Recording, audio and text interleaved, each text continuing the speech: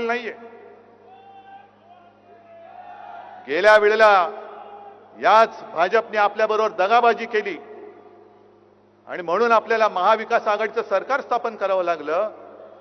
तेव्हा हेच काऊर करत होते, हिंदुत्व सोडलं, हिंदुत्व सोडलं। अरे आम्ही हिंदुत्व सोडूच शकत नाही, पण आज मला भाजपला विचारायचंय, तुम्ही का हिंदुत्व सोडलं? तुम्ही का बोलत नाही यात? आणि माझी तर ठाम मागणी आहे, हे एसआयटी बीएसआयटी यांनी स्थापन केलेली थोतांड आहेत, ही नाटकं आहेत।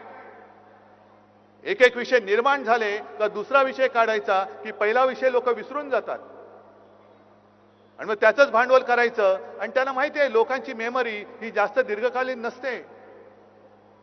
पण मंदिर लुटीचा विषय आम्ही जोपर्यंत धसाच लागत नाही तोपर्यंत आम्ही सोडणार नाही। मुंबईमध्ये केले, नागपूरमध्ये केले, मी तर राज्यात सगळीकडे जाणार आणि बाहेरच्या राज्यात अगदी अयोध्येला आणि काशी विश्वनाथ त्याच्या सुद्धा दर्शनात जाऊन मी महाआरती करेन।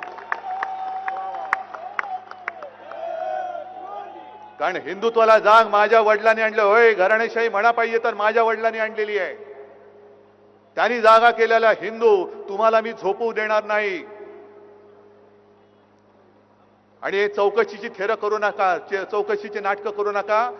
जर तुम्हाला प्रामाणिकपणाने याचा निकाल लावायचा असेल तर निवृत्त न्यायमूर्तींच्या अधिपत्याखाली चौकशी समिती स्थापन करा। आणि न्यायमूर्ती सुद्धा गोगलगाई सारखे नकोत, तबका आणि आरत्या ओवाळणारे नकोत, तर निस्पृह आणि निष्पक्षपातीपणाने काम करणारे अभय ओकांसारखे निवृत्त न्यायाधीश तिकडे नेमा आणि मग दूध का दूध पाणी का पाणी बघा कशात काय ते शोधा तुम्ही। पण आम्ही कशावरही प्रश्न विचारायचे नाहीत। काही विचारलं तर हे देशद्रोही ठरवतात। आणि या राम मंदिर चोरीबद्दल यांच्यातलेच एक व्यक्ती आहेत, काय बोलतायत बघा। शायद उन्होंने श्रद्धा पूर्वक भाव के साथ भगवान के मंदिर में अर्पित नहीं किया होगा, इसलिए उनका पैसा चोरी ऐकू येते करे।